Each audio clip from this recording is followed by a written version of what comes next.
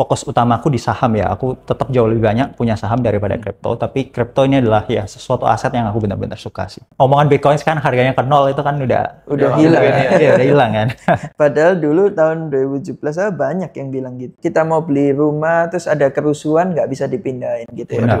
Tapi kalau Bitcoin ini kita ada kerusuhan di negara kita lari bawa walletnya selesai. Terakhir beli Bitcoin itu di belasan ribu sama 20 ribuan. Sama jadi beli 22 ETH-nya masih di murah 1.600-an. Iya, 1.500 juga itu. Mau di saham, mau di kripto, mau di mana aja. Gatel mau jual. Iya gitu. Kan? Ya udah tinggal aja. Turun dikit, waduh cut loss gitu ya. Kalau kita ngomongin saham kan dia produksi cash flow. Sedangkan kalau aset seperti kripto, seperti Bitcoin itu kan dia lebih ke store of value. Jadi lebih seperti emas. Ya kadang kalau kita tanya emas nilai value-nya apa? Kan dia nggak memproduksi cash flow. Tapi sejak zaman kerajaan dia udah dipercaya sebagai store of value kan. Raja-raja percaya nih. Strategi untuk manage portfolio beda, kayak cara kita operate saham dan kripto ini apakah berbeda cara investasi yang kita gitu loh. Apakah mungkin dari saham ini kita bisa transfer knowledge-nya kita ke kripto gitu. Lebih prefer altcoin aja karena Bitcoin ini menurut saya potensial gain-nya itu sudah kecil ya Bro Alvin. 50 ke 100 kan 2 kali lipat doang. Dengan saya investasi di kripto ini juga bisa mendorong overall return dari semua investasi saya gitu kan, termasuk saham, properti dan lain-lain gitu. Tapi dana darurat tuh boleh nggak disimpan di kripto? Jangan tuh, jangan.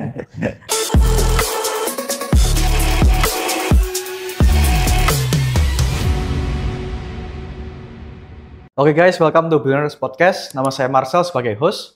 Dan pada podcast kali ini, kami akan membahas seputar bisnis dan investasi. Dan tentunya kami akan mengundang guest speaker yang menarik, supaya kalian bisa mendapatkan insights dan value yang bisa diterapkan kepada dunia investasi dan bisnis.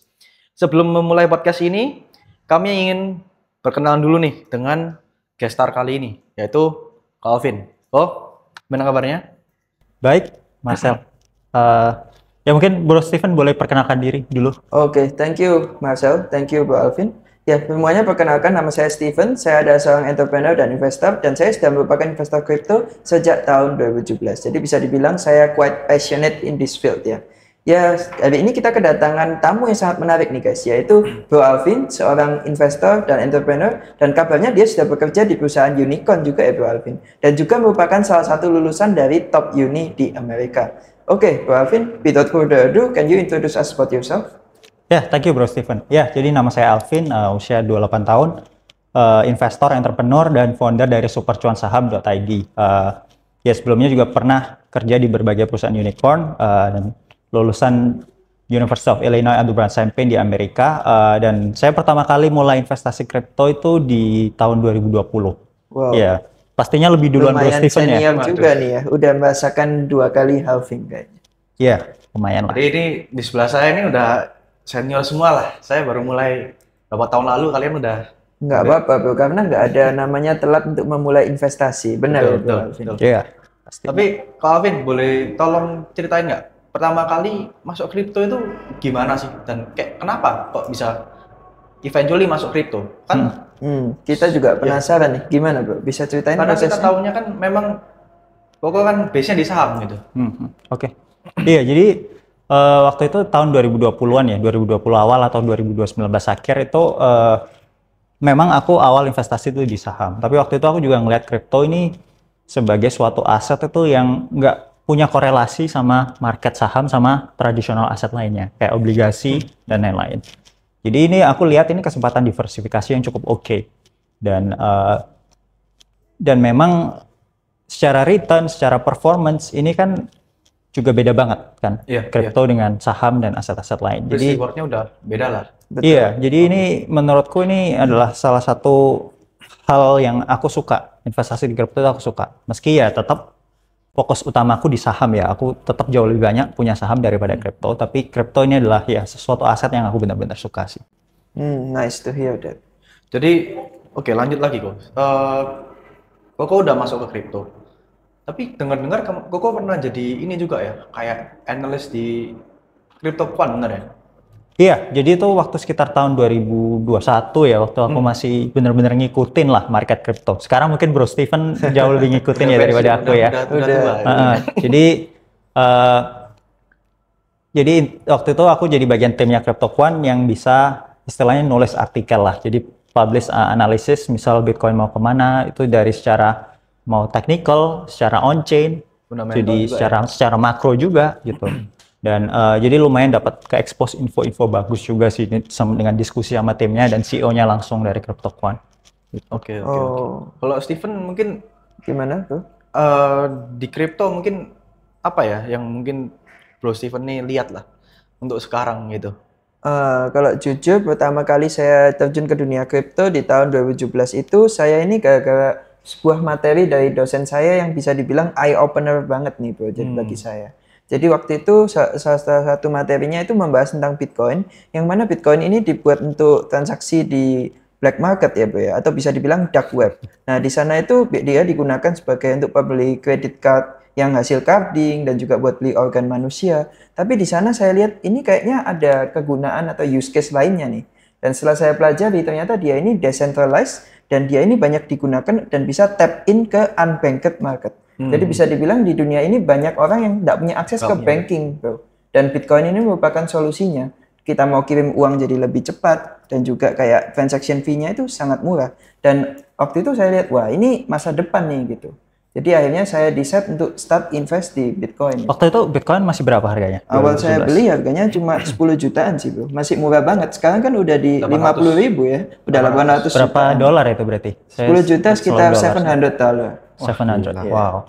Tapi ngomong-ngomong kripto ya, kan kalian udah lama. Terus menurut kalian tuh untuk sekarang tren paling besar di kripto ini apa? Kayak naratifnya apa? Karena kan sekarang kita juga bisa dengar mau halving kan cycle-nya. Terus ada apa? Traditional finance yang mau masuk, institusi-institusi yang besar-besar tuh mereka mau masuk gitu. Jadi menurut kalian tuh outlook ke depannya gimana? Kalau in my opinion ya, sekarang ini Bitcoin atau crypto sudah nggak lagi dibuat sebagai, kalau dulu cuma dibuat sebagai alat transaksi tuh. Jadi misalnya kamu mau kirim uang ke Singapura atau mau kirim ke US, ya kamu beli Bitcoin, kirim, terus Bitcoinnya dijual lagi, jadi duit. Tapi kalau sekarang mereka melihatnya sebagai store of value. Aset ya. Lihatnya seperti safe haven, seperti emas, bro. Sebagai sebuah aset kelas yang benar-benar sudah diakui gitu oleh semua orang. Dan apalagi sekarang nih ETF approval ya, bro. Baru-baru ini tidak hanya halving, kita ada event ETF approval. Yang mana baru-baru ini ETF Bitcoin baru saja di-approve dan ini sebuah mark bagi Bitcoin, merupakan sebuah accomplishment. Jadi uang dari TradFi itu orang-orang yang old money, traditional money, mereka jadi bisa dengan mudah untuk mengakses untuk membeli Bitcoin. Kenapa? Kok mereka itu nggak mau repot? Apalagi buat yang old money ya, yang boomer itu, mereka itu nggak mau repot bikin exchange, terus mereka juga takut Bitcoinnya hilang, mereka nggak mau simpan di custodian, nggak mau di cold wallet. Oleh sebab itu dengan adanya ETF ini merupakan game changer ya. Jadi mereka bisa membeli Bitcoin hanya dengan membeli ETF-nya, sama seperti emas. Dulu sebelum ada ETF emas itu, mereka kalau mau beli emas harus beli emas fisiknya kan. Tapi dengan ada ETF emas, lebih gampang. Jadi mereka lebih bisa terekspos ke harga emas tanpa harus menyimpan emas. Gak usah repot beli berangkas buat nyimpan emas, tinggal beli ETF-nya aja lewat aplikasi mereka. Dan dampaknya sih seperti yang Bro Marcel tahu, ETF emas waktu itu setelah ETF di-approve, harga emasnya itu naik drastis banget. Dan menurut saya ini juga akan terjadi di Bitcoin. Apalagi dengan adanya narasi halving yang akan terjadi di bulan April ini. Halving itu sendiri artinya cost buat mining itu jadi double, bro. Yang misalnya kita awalnya buat mining Bitcoin itu, buat satu Bitcoin kita butuh 300 juta. Tapi dengan adanya halving ini jadi double, jadi 600 juta.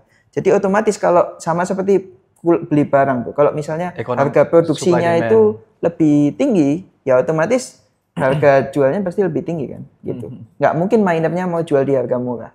Seperti itu. Oke. Ya mungkin aku mau touch tadi poin Bro Steven bagus ya. Iya.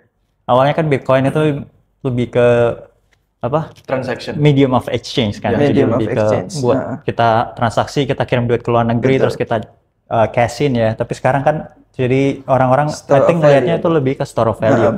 Jadi aku ingat waktu itu siapa? Michael Saylor ya. Dia itu salah satu CEO dari MicroStrategy, salah satu perusahaan publik yang invest di Bitcoin ya. Jadi dia itu bilang, jadi Bitcoin itu sekarang ibarat kayak a digital property gitu lah. Jadi ibarat kayak kita, kalau kita punya Bitcoin, misal satu Bitcoin atau Bitcoin banyak, itu ibarat kayak kita punya misal properti di Dubai, tapi di digital gitu kan. Jadi kita Betul, memindahkan Bitcoin itu, properti itu lebih gampang. Karena kan kalau kita lihat kita Anggapnya lihat apartemen kan kalau kita nggak bisa mau pindahin. kita mau beli rumah terus ada kerusuhan nggak bisa dipindahin gitu ya. Benar. Aduh.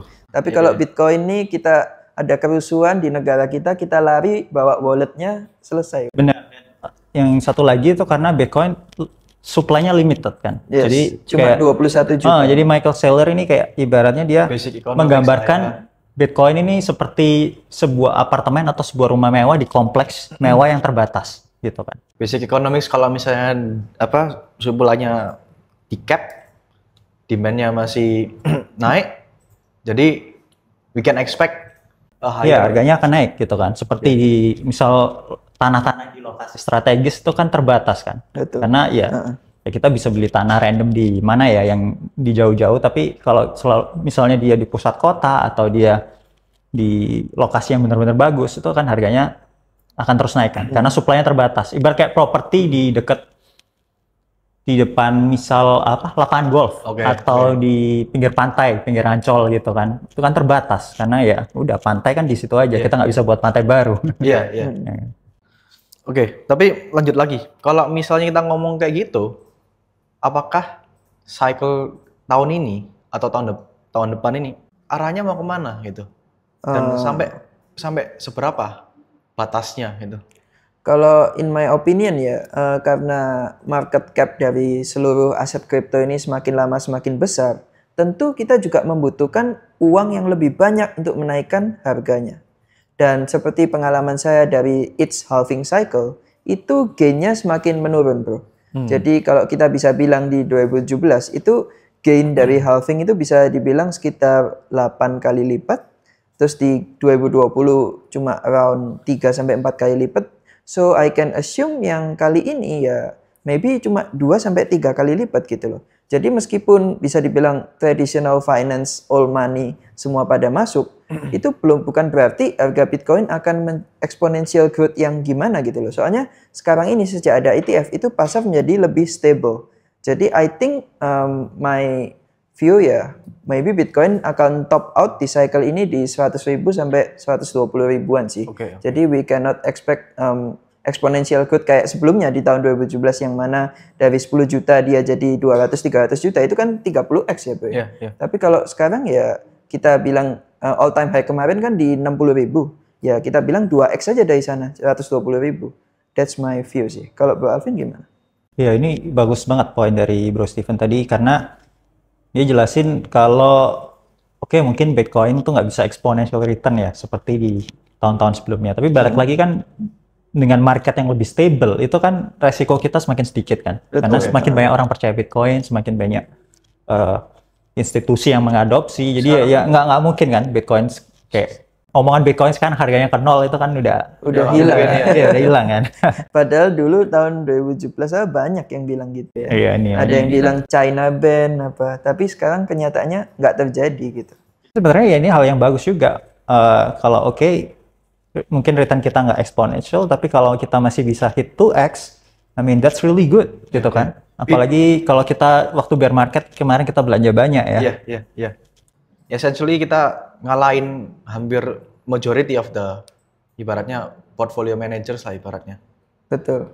Ya kan? Apalagi dengar-dengar Bro Alvin borong Bitcoin di 15-16 ribu ya kemarin. Iya, jadi ini lumayan unik karena aku udah nggak pernah ngotak-ngatik porto kriptoku selama 1,5 tahun terakhir. Jadi terakhir beli Bitcoin itu di belasan ribu sama 20.000-an. Sama Jadi beli 22 ribuan. ETH-nya masih di murah 1.000. 1.600-an. Iya, 1.500. mantap juga itu. Jadi kalau Alvin ini ibaratnya conviction-nya udah gede ya.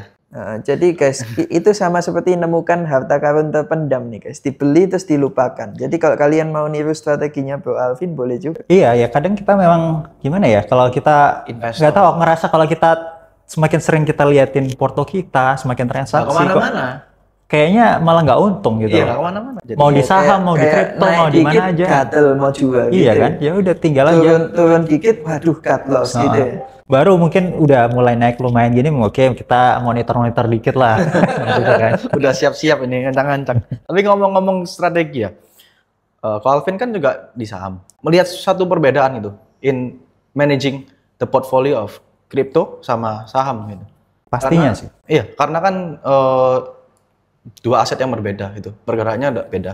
Apa sih perbedaannya in managing those assets gitu loh? Jadi kalau mungkin ngomongin soal saham, itu kan secara fundamental itu pasti udah lebih jelas karena kita bisa kan perusahaan itu kan bisnis ya. Kita bisa lihat bisnisnya, kita bisa lihat laporan keuangan yang udah diaudit. Apakah perusahaan ini profitnya nambah terus dan kita bisa cek dengan mata kepala kita sendiri kan. Misal produk suatu perusahaan, misal mau itu misalnya Bank BCA contohnya atau misal jualan misal saham luar seperti jualan sandal Crocs gitu kan kita bisa lihat, kita tes ke market kan. Kita lihat oh, apakah pembelinya banyak dan kita bisa double check juga dengan laporan keuangan itu. Tapi kalau kripto kan mereka juga ada ini kan kayak altcoins yang memang ada company realnya tuh juga ada kan?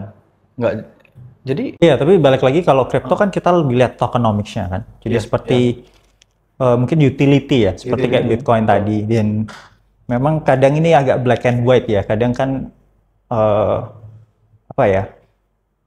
Kalau kita ngomongin saham kan dia produksi cash flow. Sedangkan kalau aset seperti kripto, seperti Bitcoin itu kan dia lebih ke store of value. Jadi lebih seperti emas. Ya kalau kadang kalau kita tanya emas nilai value-nya apa? Kan dia nggak memproduksi cash flow. Tapi sejak zaman kerajaan dia udah dipercaya sebagai store of value kan. Raja-raja percaya nih. Karena kita kan nggak bisa nyetor. Karena emas ini dia bisa tahan lama. Emas bisa tahan lama, dia bisa gampang dipindahin, dirubah-rubah bentuk, kan bisa kan. Dan ya udah kan bentuknya sama terus kan. Beratus-ratus tahun, beribu-ribu tahun dia tetap sama kan. Sedangkan kalau misal kita ngomongin misal susu ya, susu sapi itu kan nggak bisa jadi store of value. 1 minggu basi gitu kan. Saya beli susu sapi 20.000, ya udah kan bulan depan kan udah basi susunya. Beda sama emas. Dan Bitcoin ini dia juga memiliki properti seperti emas itu tadi kan ya, Bro Steven ya. Betul, seperti yang Michael Saylor bilang tadi ya, bisa jadi digital property. I mean, this is a very good analogy gitu, bro. Iya, jadi kalau kita lihat saham sama kripto, kita udah beda karena balik lagi kebanyakan kripto itu lebih ke store of value tadi, sedangkan kalau saham itu kan bisnis yang memproduksi cash flow. Jadi udah pasti beda. Tapi kalau misalnya udah lihatnya beda, apakah strategi untuk manage portfolio beda? Kayak cara kita operate saham dan kripto ini, apakah berbeda cara investasi yang kita gitu loh? Apakah mungkin dari saham ini kita bisa transfer knowledge-nya kita ke kripto gitu?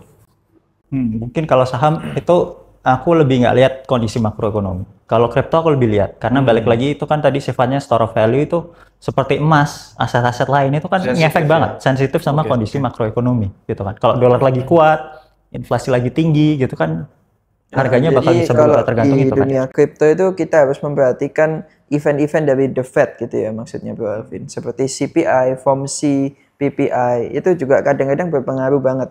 Apalagi kalau ada FOMC, market kripto pasti volatil banget gitu. Tapi untuk viewersnya, FOMC itu apa? Itu adalah Federal Open Market Committee yang mana the Fed itu menentukan apakah dia akan menaikkan suku bunga atau menurunkan atau tetap suku bunganya gitu. Apa Bro Alvin mau nge-add? Iya, jadi intinya kan lebih ke kalau suku bunga kita tinggi gitu kan orang-orang lebih milih untuk ya udah naruh duitnya di deposito kan. Taruh di Karena dolar. iya borrowing cost kan juga lebih mahal. Jadi perusahaan-perusahaan juga nggak ekspansi. Mereka nggak minjem duit lah. Karena kalau kita KPR kan suku bunga naik kan KPR juga lebih mahal gitu kan. Iya, tinggi. Iya. Oke. Tapi menarik ya, kayak gini-gini juga menarik ya. Tapi mungkin kita lanjut ini mungkin agak personal. Jadi aku minta pendapat dari kalian lah. Oke. Aku tahu kalian mungkin diversify juga lah ya. Nah, kalau misalnya dari Alvin sama Steven, gimana sih cara ngatur portfolionya? Mungkin untuk viewers kita yang baru starting out lah. Kan ya kripto kan kita tahu lah, kan asetnya kan volatile, kan lebih risky, risk on assets lah. Jadi mungkin boleh dikasih tahu nggak kayak cara kalian ngatur portfolio kalian tuh gimana sih? Oke, gimana? Mungkin Bisa Bro Steven dulu.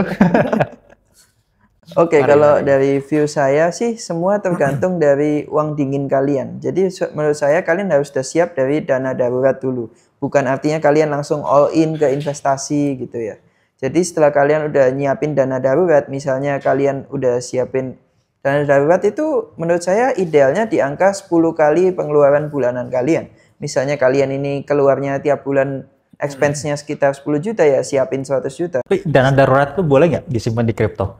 Jangan tuh, jangan. Nggak boleh. Simpen di itu aja, reksadana pasar uang. Atau enggak paling nggak stable coins ya? Stable coin nggak Iya, apa-apa, iya. stable coin. Kan kadang itu kita bisa dapat yield yang lumayan loh. Oh boleh.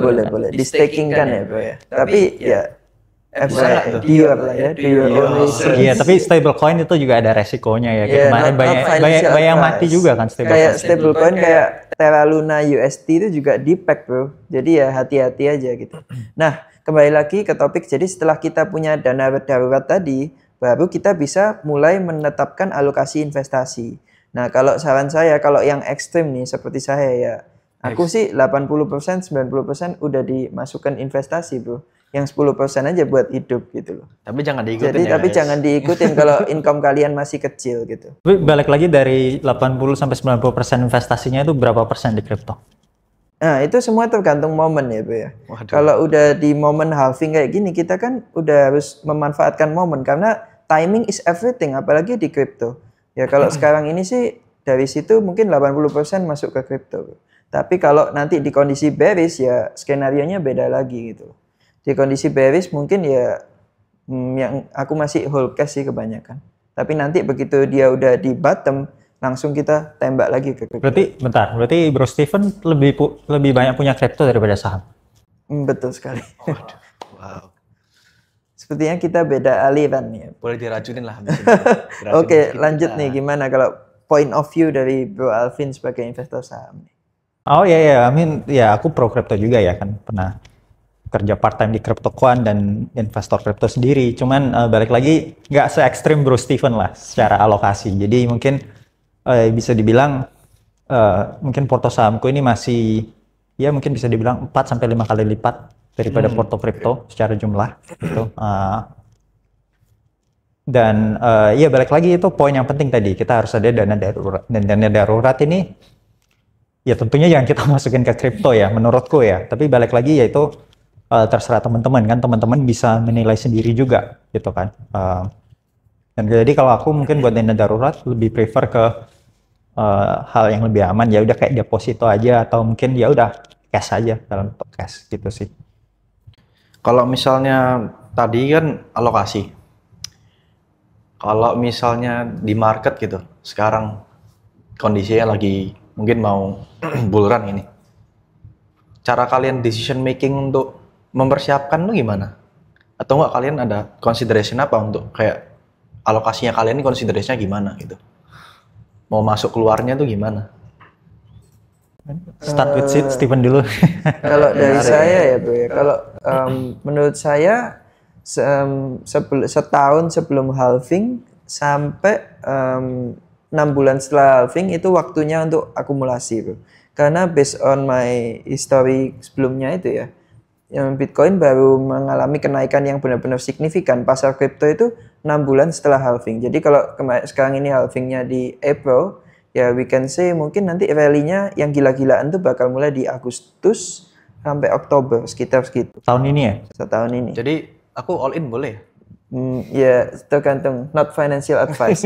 Nah, jadi setelah itu baru kita lihat dia akan mencapai topnya itu biasanya itu 1,5 tahun setelah halving ya. Jadi we can say sekitar tahun 2025 nanti. Nah kalau udah, jadi setelah, jadi kita bisa akumulasi sampai dekat-dekat Agustus. Setelah itu jangan akumulasi lagi. Kalau saran saya sih seperti itu. Tapi sekarang aja kita nggak usah jauh-jauh masih sampai Agustus. Sekarang aja Bitcoin udah Tinggi 50.000 ya. Jangan mahal loh.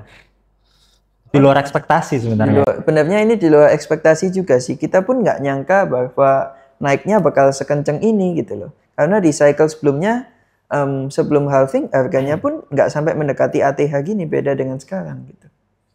Jadi ini gimana nih? Masih bisa beli nggak?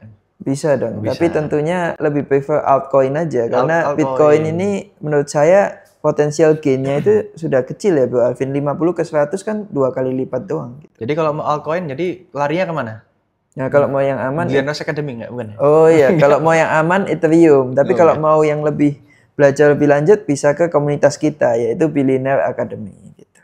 Oke, mungkin yang terakhir ya, mungkin Aku mau tahu dari kalian. Kalian kan udah investasi ini kan, mungkin lebih lama daripada aku lah. Sebenarnya investasi kalian nih end game-nya tuh di mana sih? Tujuan akhirnya kalian nih apa gitu? Kalau saya sih tujuan akhir dari investasi sebetulnya lebih ke pertama kita harus mencapai financial freedom ya. Jadi kayak kita ini bisa membiayai hidup kita, bisa senang-senang itu tanpa dibiayai oleh active income kita. Jadi murni semua dibiayai oleh passive income kita. Nah, kalau kita sudah seperti itu, baru kita bisa dibilang financial freedom. Nah, setelah mencapai itu, saya ingin lebih impactful lah ya ke banyak orang ya, Bro Marcel. Oke. Jadi kayak lebih membuka lapangan pekerjaan dan sharing-sharing ilmu ya. Dengan membuat YouTube podcast seperti ini dan juga kita membuat konten di TikTok atau Instagram, itu kita bisa secara nggak langsung itu impactful loh buat banyak orang. Jadi being a content creator is also ya salah satu cara saya untuk bring impact lah ke society gitu loh. Seperti visi saya itu one investor at a time gitu.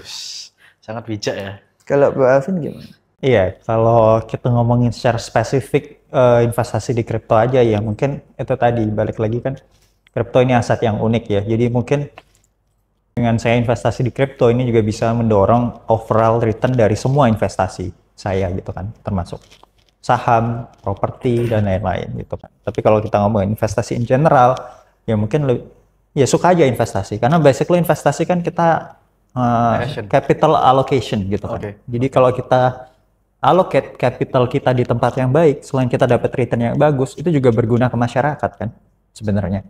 Ya kan, kalau dengan kita menaruh uang di contohnya di perusahaan misal perusahaan apa ya yang dia produknya disukai masyarakat. Kalau kita naruh capital di situ, perusahaannya kan bisa terus bertumbuh dari situ kan.